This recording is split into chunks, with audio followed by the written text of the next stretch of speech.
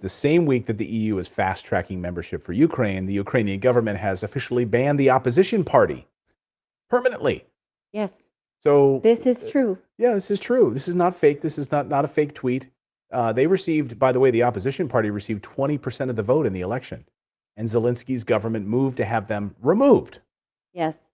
By court order now, a judge has upheld this decision to Right. ban the party, right? So this is not propaganda. This is true. They say they need to do this for public safety because they're raging a war and they need unilateral support for the war, right? But they don't have it. They didn't even start with unilateral support for this conflict. When it began back in March, there were plenty of people who said, well, I'm going to wait and see what happens, because they did not have unwavering support for the Ukrainian state. Yeah, that's a great point. So then these democratic ideals that we're being told to support, right? We keep hearing about all of these democratic ideals that we're supposed to support in Ukraine. Even you saw Ben Stiller, comedian Ben Stiller showed up and met with Yes. Zelensky yesterday. Well, he showed up to meet with Zelensky, and he said that it was for UNESCO's World Refugee Day. And he gave a little speech on Twitter about how, people who they don't choose to be refugees, it's an awful thing to do. And he visited refugees in Poland and told Zelensky he was a big fan of his work. Not only that, he said, "You're my hero." Oh, yes, that's He said the word those he were the words used. he used. "You're my hero." Yes. So, that's a gesture that's just fine. I would also like to see similar caliber actors bringing some light to refugees in Ethiopia, Syria. Yemen, The Ethiopian Afghanistan. conflict is about 3 months older than the Ukrainian one. So How about you Afghanistan? That's like, if you take that out one the has if you take out the 8 seniority. years, yeah, there's a lot of A history lot of there. seniority there. Yes. Go back quite a ways. Yeah. This list can get very exhaustive. Yeah. So, but I'm glad that caught some traction on Twitter. Sure. So didn't the EU's Ursula von der Leyen just like almost 24 hours ago tell us about Ukraine's democratic values and moving towards EU membership? Here was Ursula talking about this. Listen. In the view of the Commission, Ukraine has clearly demonstrated the country's aspiration and the country's determination to live up to European values and standards. Okay.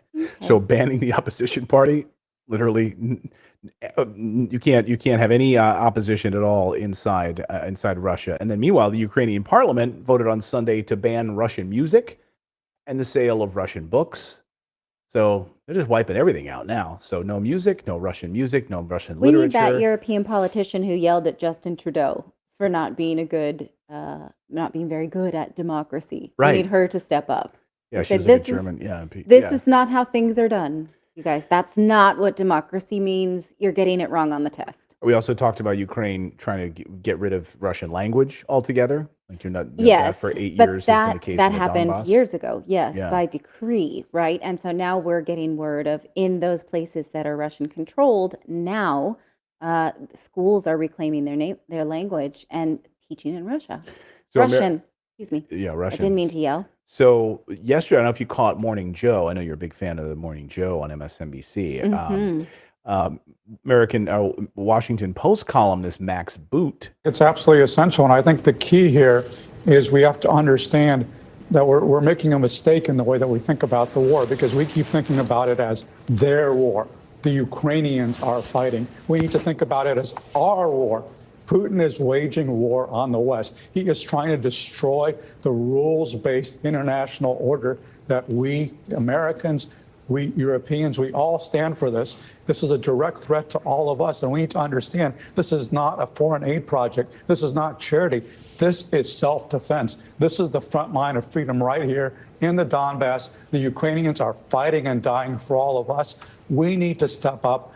And to echo what Ed Luce was saying, it is unacceptable that right now the Ukrainians are being outgunned 10-1 in artillery, 10-1. They are losing over 100. All right, thanks, Max. Well, so okay. it's our war.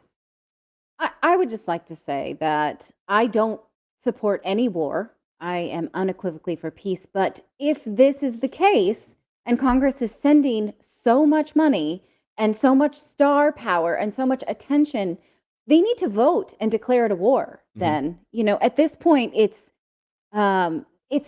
insulting to the rest of us who pay our taxes and then just have to go along with this, but we don't get a formal declaration of war, just a manipulation of media. Yeah, who was it? Maybe someone in the chat can tell me. It was Chip Roy, the congressman, who said, "Why are we doing this? Like, why are we not voting on this? Why has this? If we're going to send this much, we're getting grilled by our constituents. Want to know why in the world we don't have these types of vital services here in the United States taking care of us."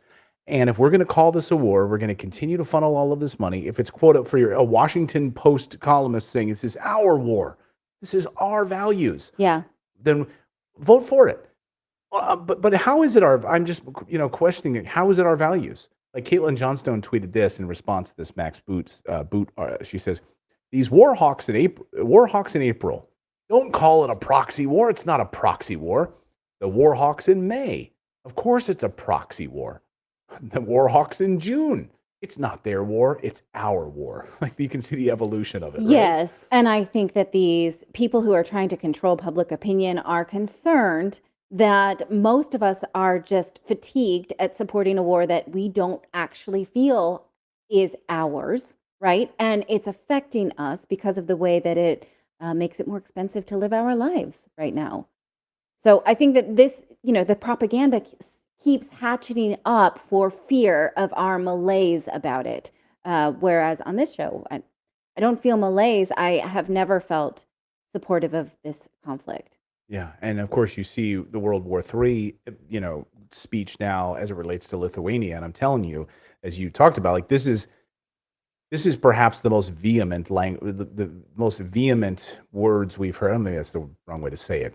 This is the most aggressive wording we've heard from the Russian side. Like, we will wipe away your island. Like, no, you're not going to block our rail lines. That's very scary for all of us, right? We should all feel scared for those kind of consequences, no matter where we live, because it will change our world forever.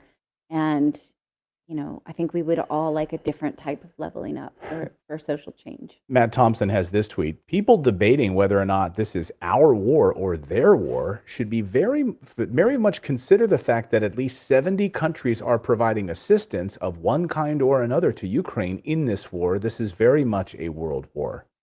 Yes. And here's a tweet from Roderick. I like this one. It says, "This proxy war is going on seemingly forever. Russia keep attacking, we keep supplying, Ukrainians keep losing their lives, and nobody seems to want a peaceful way out of this." Exactly, Roderick. Exactly. Or again, I point to the fact that nobody seems to want to give airtime or conversation time to peace speakers, right? And so that's just a function of the media. We talk about it all the time, but we are not military strategists. So we can just read what people are saying. When is the time for peace? It always could have been discussed, I think, by the few people who are willing to speak about peace. Thank you so much for subscribing to our channel. We've been banned, we've been blocked, we've been censored. That's why we started our own website, to stay connected with you for free. That's right. So head on over to redacted.inc and make sure you're connected with us. You can sign up again at redacted.inc, not .com.